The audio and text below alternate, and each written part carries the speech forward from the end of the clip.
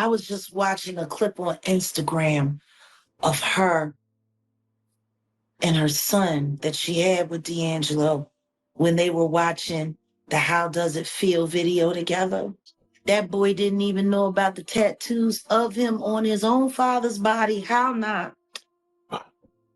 How did your mama have to tell you about a tattoo that your daddy got put on him when you was born? How did your mama have to tell you about that when you was grown? Watching your daddy's video. She could sit there and she could pick apart everything. She knew that man inside and out. But when I heard her say, when she saw that video, she knew that she had lost the love of her life. That, and he ain't show up to not that funeral. Not that. Not that. That too. I'm saying, in my opinion, and all of my investigative knowledge for all of the years that I have been in the industry, investigating the industry, and all the harm that it does, it looks like a sacrifice to me.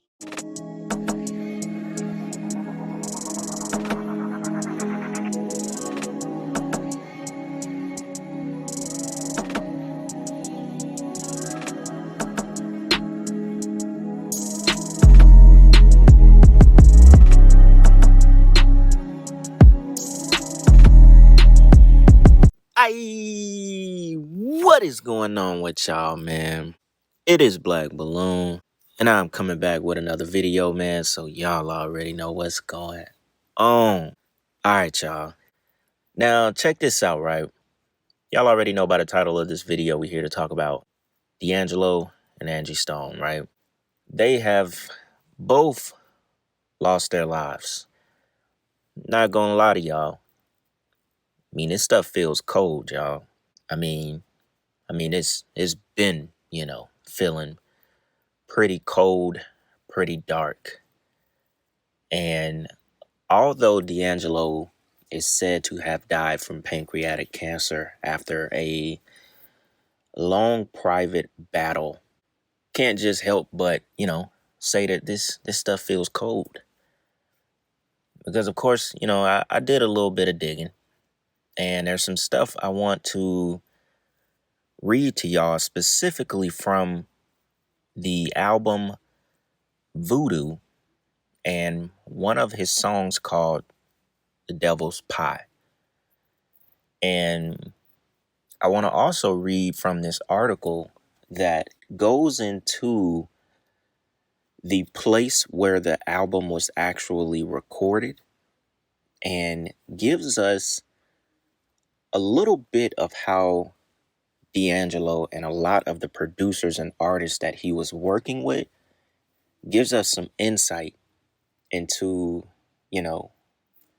the feeling or the energy, or the spiritual energy that they were trying to create in making that album. Now, the reason I say that is because, D'Angelo knew what he was working on, or he knew what industry he was a part of. And I could tell by the song, which I'm going to read the lyrics, and I could tell by the article that I found that talked about the sessions for the album Voodoo, right? Now, there's a lot that goes into it. We know Angie Stone died March 1st, 2025, and we get D'Angelo's passing yesterday, October 14th, 2025. So what's that, 7-8 months? Very short span. We obviously know they have a son together. I'm not sure how old his son is. Their son, I think maybe in his 20s. Pretty heavy set guy with dreads. This is him right here. And it's crazy, y'all. He's lost both of his parents in the same year. Something I couldn't imagine, right? That's why I say this stuff is cold, man. This industry stuff is cold. So I want to use this video, go down a rabbit hole. Y'all already know, we're going to talk a little bit about Angie, even though we covered her extensively on the channel. Very, very blatant sacrifice of Angie Stone, which makes this situation even more questionable. And it also makes Jill Scott's tweet, very questionable as well, right? So we're going to jump off this video with a clip that I want to play y'all. Then I'm going to come back. We'll go into the tweet. We'll also go into the album Voodoo and talk about this a little bit more. All right, y'all. Check this out. I have you to know that, and I'm going to have everybody know because I want to set the record straight. He pursued me. I did not pursue him. Well, D'Angelo and I got connected by way of Jocelyn Cooper, who was signing us both as songwriters. When I was in the studio with Vertical Hole at the time, when D'Angelo came into the studio.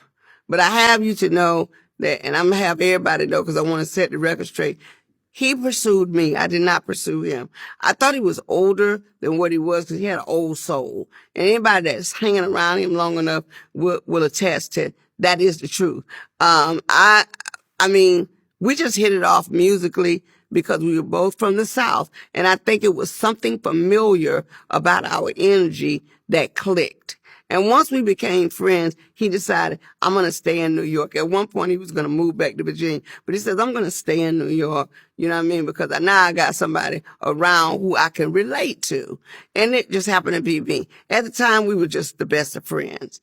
As time grew, we ended up falling for each other. All I can tell you is shit happens. Now, the reason I got this picture on the screen is to remind y'all of something. Y'all remember we talked about the Osiris Risen ritual multiple times.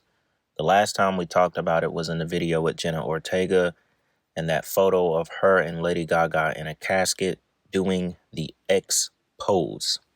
We know why Twitter is now named X. We know Space X. It's all Freemasonry. It's all the Osiris Risen ritual, death, rebirth. The death and rebirth ritual, right? So I wanted to remind y'all what Angie Stone vowed to, the oath that she took when she first got into the industry. Now, that clip that I just played was important because there was a time where she was being attacked for grooming or being with D'Angelo when he was 19 and she was, 31? Maybe 32 at the most. I'm not sure exactly what her age was. Now, she says D'Angelo was the love of her life. And it's true. There's a interview where her and her son are listening to How Does It Feel, where he's, y'all already know, damn near naked, recording the video.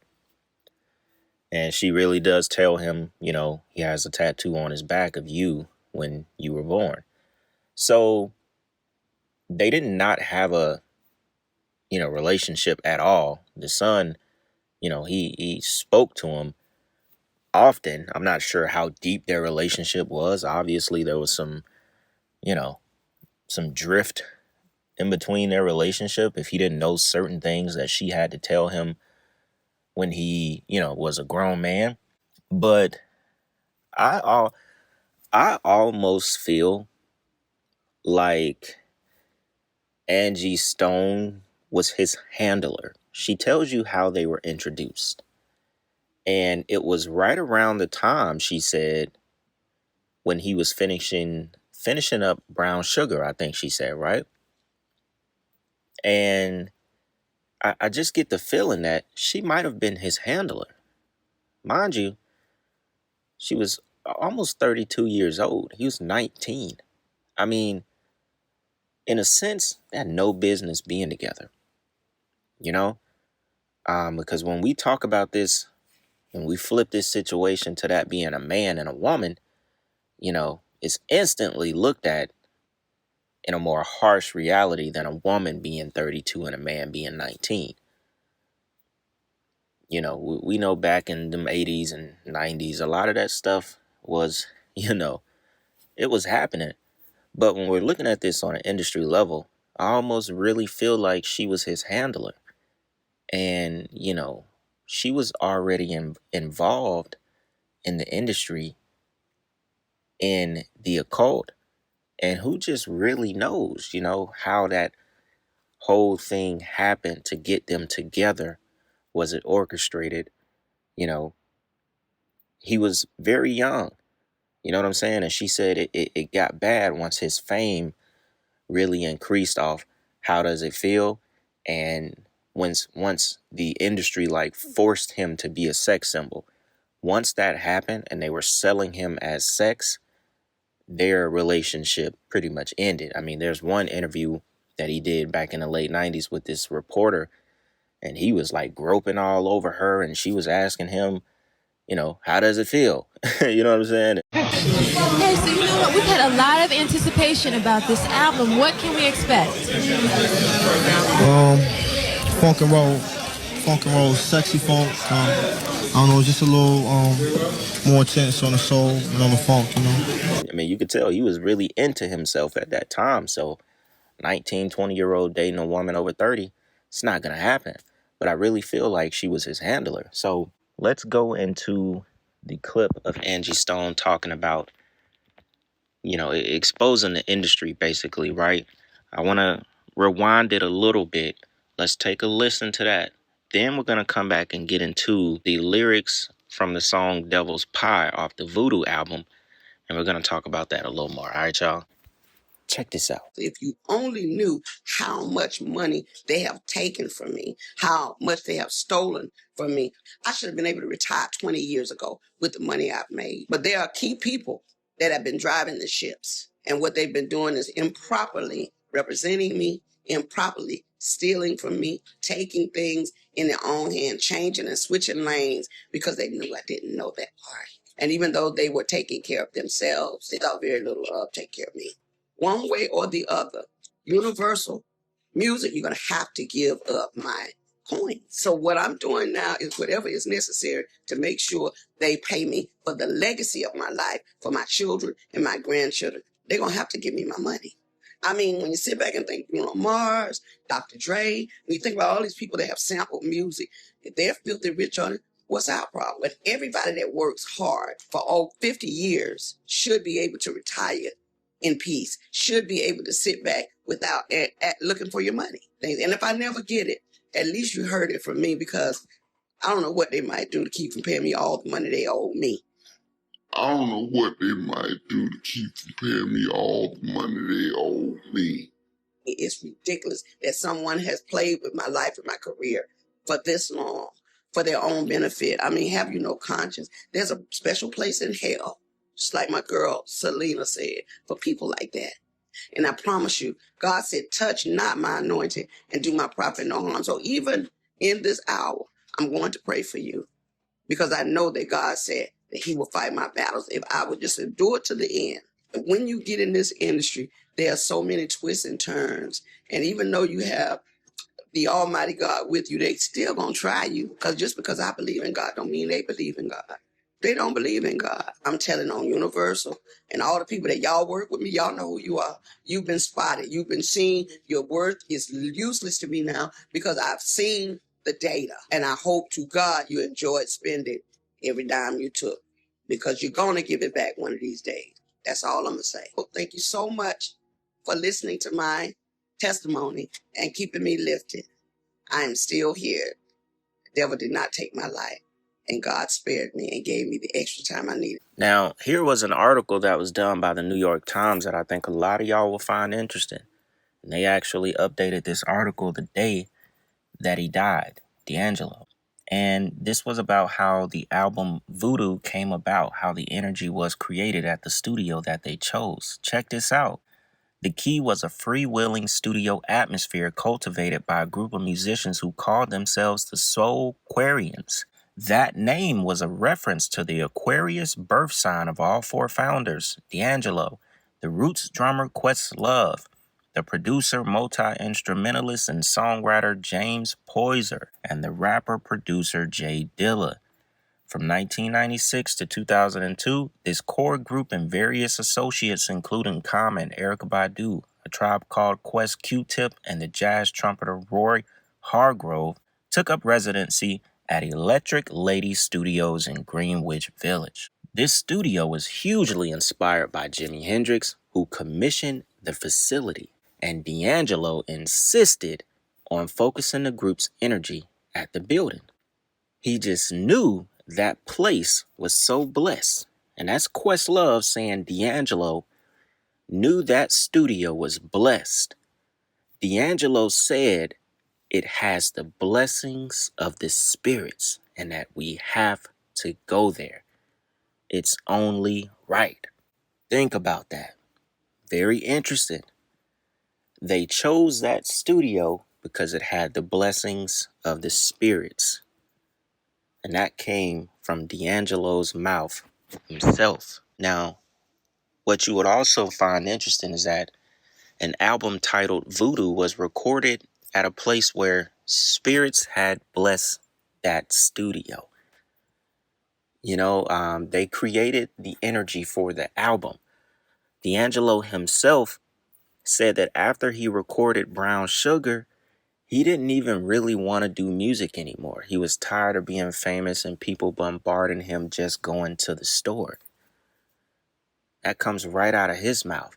He said he wanted to do Voodoo and kind of just recenter himself. So a lot of this stuff was very spiritual when it came to an album titled Voodoo. And he has a song called Devil's Pie. Now, it goes, F the slice, we want the pie. Why ask why till we fry? Watch us all stand in line for a slice of the devil's pie. Drugs and thugs, women wine, 3 or 4 at a time. Watch them all stand in line for a slice of the devil's pie. Who am I to justify all the evil in our eye when I myself feel the high from all that I despise? Behind the jail or in the grave, I have to lay in this bed I made. If I die before I wake, I hope the Lord don't hesitate to get to heaven. Done been through hell. Tell my peeps all is well. All them fools who sold for sale, sitting next to the Jezebel. Demons screaming in my ear, all my anger, all my fear. If I holler, let them hear in this spinning sphere. Fuck the slice, we want the pie. Why ask, why till we fry? Crazy, y'all. He said all them fools whose souls for sale, sitting next to the Jezebel. Demons screaming in my ear, all my anger, all my fear. Very interesting, y'all. Watch them all stand in line for a slice of the devil's pie. Main ingredients to this dish goes like this. Here's the list. Materialistic, greed and lust, jealousy, envious. Bread and dough, cheddar cheese, flash and stash, cash and cream. Man, I mean, he knew what was going on. He definitely knew what was going on. And he knew the industry that he was taking part in. And sometimes when we're able to check out some of these lyrics from, albums of these artists, it becomes a little bit easier to dive into their mindset at that time, and you don't really have to speculate about what was actually going on. Now, last but not least, because I don't know what else will come up from this situation and his death, was this tweet by Jill Scott. She said, I feel so high. I love you, D'Angelo. I love you, Erica. I love you, The Roots. I love you, Betty Midler. I love you, Moonchild. I love you, Stevie. I love you, Andre 3000. I love you, B. I love you, Miss Jilly from Philly. And a lot of people thought this was very eerie, very creepy, because the first person she said I love was D'Angelo. And other people were saying they never met before. A lot of people were saying she just giving them their flowers. But it's actually crazy that she gave him his flowers the day before he died. I love you, D'Angelo. He was the first person in this tweet, and he died the very next day. If that ain't some eerie shit, I don't know what is. And you can chalk this up to be what you want it to be. Something don't seem right about this tweet. Especially if they say they never met. I mean, y'all let me know. I don't know if they met or not. You know, do y'all think she was just giving him flowers and this was a coincidence, which is something I don't believe in? Y'all let me know if y'all believe in coincidences, because that is what this would be to those who believe in it. All right, y'all. We'll go ahead and wrap it up right here, man. I pretty much covered what I wanted to cover so far with this story. Y'all let me know what y'all think about this one, man. I thought this would be a very good video. Hope y'all enjoyed it. Run the likes up on me for this one, man. Y'all already know. Bringing y'all the content every single day. And yeah, man. It's Black Balloon. And I'm going to see y'all soon, all right? I'm out.